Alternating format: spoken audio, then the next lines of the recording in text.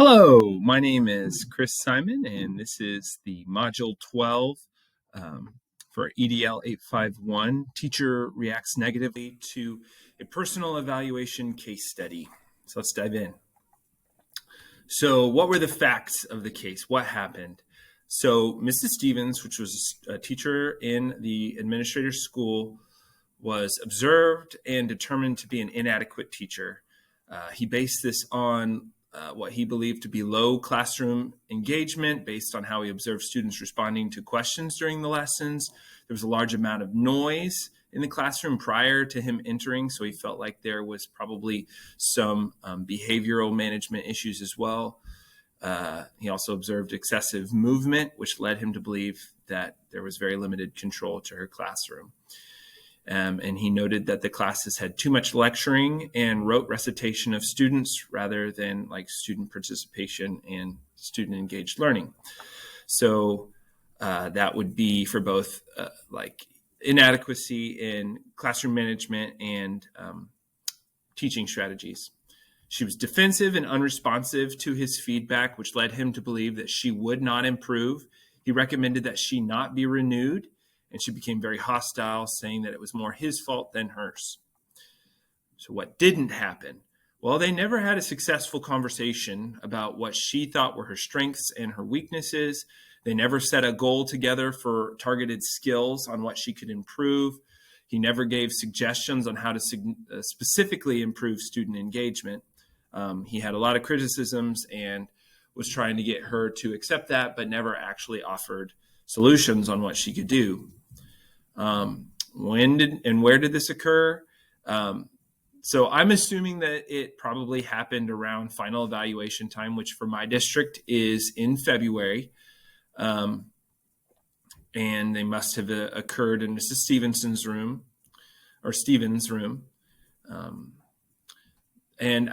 The one factor that I thought was a pretty big one that I didn't ever find in the case study was whether or not this is for elementary students or for high school students, because classroom participation and strategies used for instruction would be different depending on their age level. So what do each party believe to be true? The principal believes that Mrs. Stevenson is an inadequate teacher and she has shown no interest in improving, and Mrs. Stevens believes that she has not received sufficient guidance to make improvements and thinks that the principal is being unfair. So section 2 is what issues, ethical, legal, or contract issues were there. So the ethical issues involved would be that somebody's losing their job here and will gain a poor reputation when she attempts to get another teaching position.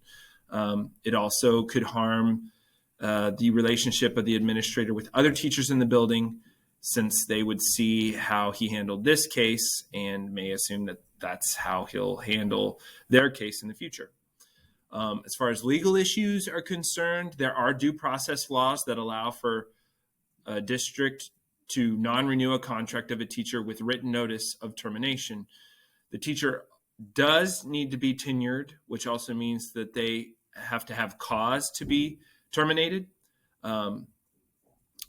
However, this teacher did not have tenure, and so that wouldn't really apply to her. There are also laws that protect against racial, gender, age discrimination that protect people from termination on the basis of their race, their gender, their religion, their sexual orientation, their age. This, however, did not seem to apply to this particular case. Therefore, because she's not tenured and didn't seem to be any clear discrimination against her based on those factors, the principal and the board would be in their rights to non-renew her contract. And then contract issues, although I feel that there should have been more specific guidance and goal setting that took place, I believe that the contract was satisfied when he gave her the evaluation. He's meeting the district's requirements, and so they should be protected from a legal and contractual standpoint. So, in all, the principal of the school is dismissing a teacher rather than working through the uncomfortable conversations that would help her improve. So what were the missing facts? I wanted to know who would be a good mentor for Mrs. Stevens, who would be someone that she already trusts in the building, since there's clearly not a trust relationship between her and the administrator. she felt uncomfortable when the administrator was in her room. So I would want to know, where could the principal observe her where she would feel more at ease, or would she feel comfortable recording herself? I'd want to talk to her about that. And the programs, does she want to focus more on the classroom management side or the content instruction side? To do both at one time is a whole lot, and I understand why somebody would be really defensive of that. So what does the assessment data say about her students as well? Is a big missing piece that I would want to know. Like, how are her students performing? These factors are key for teachers to establish a collaborative relationship with both the principal and their peers. So the key problems: the principal would like the teacher to make strides in her classroom management and teaching strategies. The teacher has now vocalized that she does not feel like the feedback that she has received has been actionable, so she's critical of the feedback. There currently is no trust between the teacher and the principal, and there are probably too many things to fix in the classroom to try to focus on everything at once. You need to break it down. So those are the key problems that need to be solved. So here's my plan. Step 1, and this is a 10-step plan that's part A, and then if that doesn't work, then there's a plan B. So step 1 would be to establish an open dialogue with Mrs. Stevens and stress to her the desire for mutual trust and then open communication. Step 2 would be to acknowledge that there was some truth to her criticism of the feedback and concede that I would work with her to give more specific examples of what I'm looking for and actionable steps that she could take to improve them. Step 3 would become solving both classroom management and instructional issues would be too big. We need to focus on just one. So we need to ask her which things she feels like she does really well and which things she needs to improve on. She needs to be part of that goal setting process. If I would help her do that by offering her prompts like, I noticed from my observation that student A said this, and then when you responded with this, and try to guide her to some specific examples of the behavioral management pieces that I would be wanting her to improve, or the instructional pieces on, like, I noticed that you call on this student quite a bit. Maybe we could ask this type of question that would get more students involved. But basically the point would be to start a dialogue that would help her see that there are some weaknesses, but make her involved in that process. We would pick on only one weakness that she mentioned to target as a goal for growth. We would discuss specific ways that she could improve on that skill. And that could mean if I have knowledge on how to do that, I would give her some examples or some strategies she could use. But if I don't, I could provide her with some professional learning opportunities that would help her target that specific skill. But we would leave the meeting with an actionable plan. We would discuss what kinds of objective data that could be used to support the observation. She was very critical of the principal's observation, saying that it was pretty much his opinion versus hers. So if he used more objective data that wasn't opinion-based, then she would be more likely to accept that feedback. I would observe the classroom again, focusing only on that targeted skill, not the other stuff. We would discuss her progress and try to build on her successes, even if they're just really small ones. And then the next step would be to set the next goal for continual growth until eventually small steps make big change. If this doesn't go well, plan B would be I would create a specific action plan with concrete steps that she must take. I would then pair her with a mentor teacher that is really successful in the skill that she is targeted in. And then we will ask them to collaborate with her on this. I would provide opportunities for those two teachers to observe each other and mentor each other. If that means getting subs into the room, I would do that. I would ask the teacher to film themselves and observe that targeted behavior. Even if I'm never watching the film itself, I want her to at least see that film and focus on that specific strategy that we're working on. I would follow up again with another observation to evaluate her progress. And at that point, if the desired progress has not been made, I would feel much more confident in recommending her contract for non-renewal. At that point, there would be a whole lot less for her to argue about because she was a big part of the goal setting and the evaluation process. So what are the pros and cons of this? The pros would be that it builds confidence in her and also builds a relationship of trust with the principal.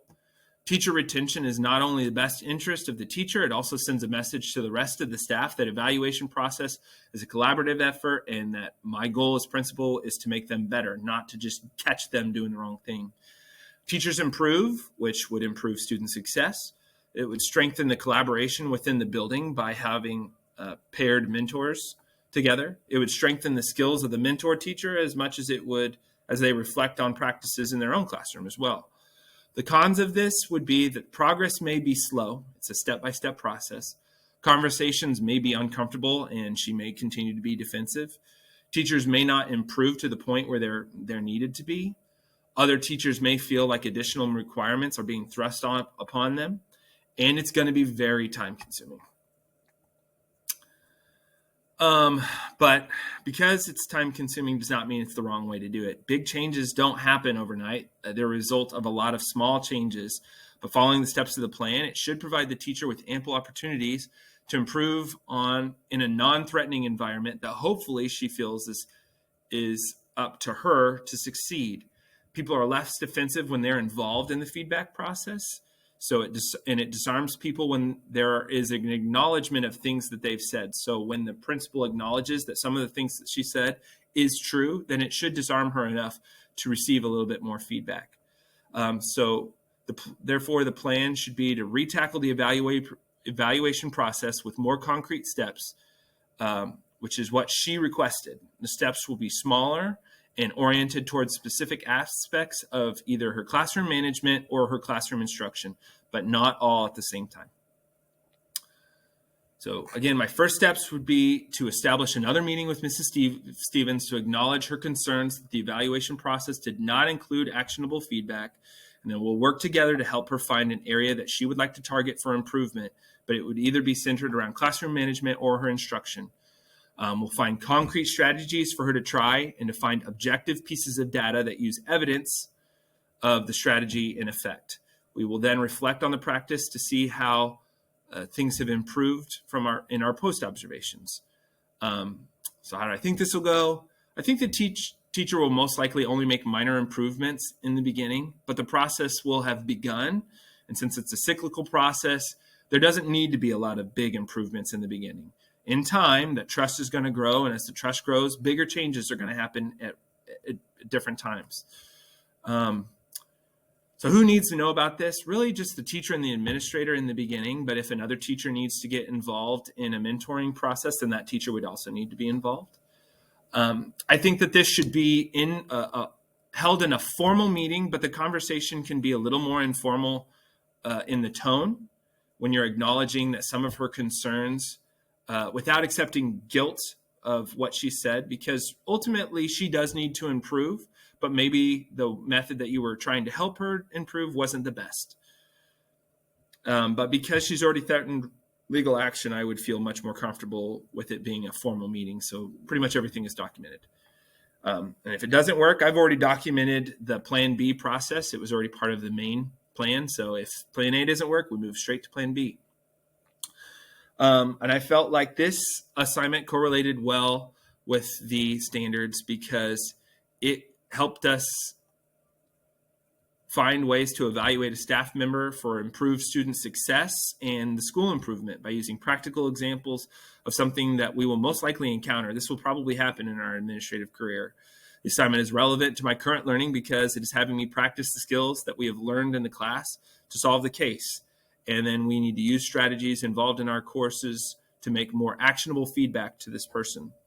I think it's very likely that I will encounter this as I encounter a teacher that's very defensive about the feedback that I give. So in times like that, I hope that I can remove my emotions and try to remember the advice that I would give a hypothetical administrator and try to remember that, like, sometimes that's the best advice. Sometimes the best advice is the advice that you would give to somebody else. So